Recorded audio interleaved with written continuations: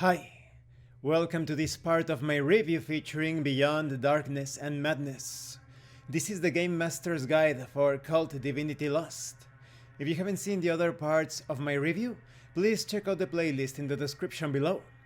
This time we are going to continue with more elements of horror, starting with the rhythm of horror.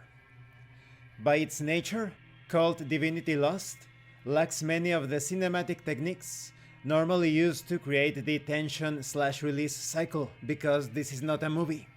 Therefore, the tension-release cycle steadily intensifies the player's anxiety, pushing it towards its crescendo, and then releasing it in a moment of crisis. Now listen to how lame this sounds. Producing genuine scares during the conversation can be achieved by eliciting true anticipation in the players. Let's have a scary conversation. This is not a conversation. This is roleplay, playing a role. This is not talking about your characters. This is about experiencing the game world through your characters. Let's fix this. Producing genuine scares during roleplay can be achieved by eliciting true anticipation in the players. You keep things personal, pretty close to the player characters. You increase the stakes and make them hurt. Everything comes at a price, and time is precious. You must inspire focused participation due to its interactive nature, because this is not a movie, this is not a conversation, this is not storytelling.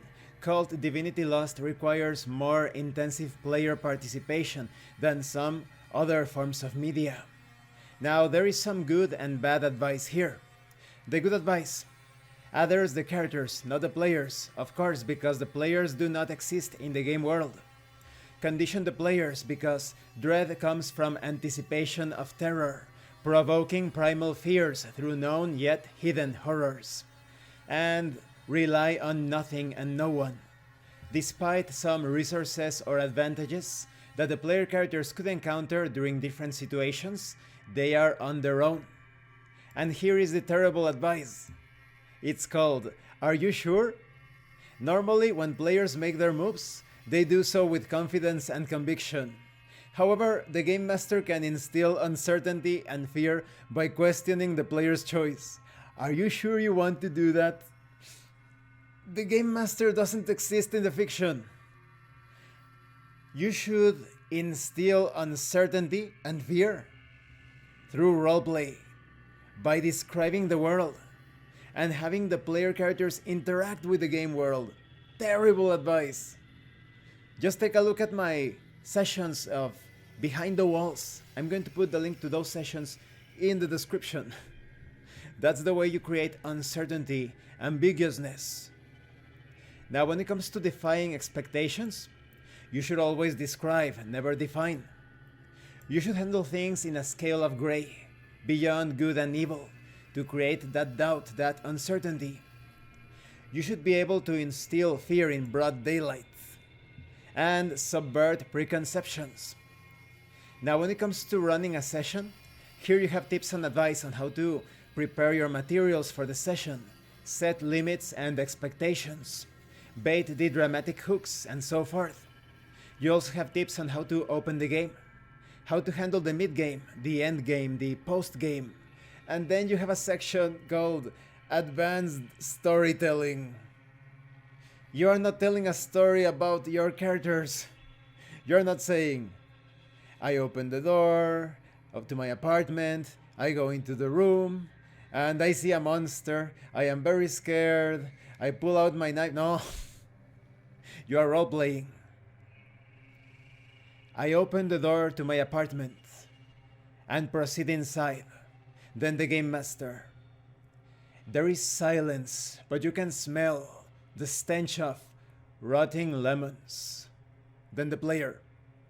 I pull out my knife and look around the room, trying to spot anything out of place. You see? That's the magic! How can you confuse roleplay with storytelling? Here you have tips on how to employ handouts and props, handle prologues, flashbacks, the memories of the player characters, dream sequences, employing narrative twists, and handling the plot circumstances. And this concludes this part of the review. In the next part, we are going to talk about the foundations of dread. This book so far has some really good things, and some very awful things, as you have seen. But nonetheless, let us go deeper into the details, into the other sections of this book, so you can see if it is useful for you or not. Thank you for watching this part of the review, and thank you for your likes and your comments. If you have any questions or comments, please let me know. And thank you so much to those of you that are going the extra mile to support the channel. If anyone else wishes to further support the channel, the information on how to do that will be in the description below. This has been Abraham El Jaguar, a professional game master. If you want me to run a game for you, please check out the pinned comment below. And remember, it is better to roleplay and fail in character than not to roleplay and fail as a player.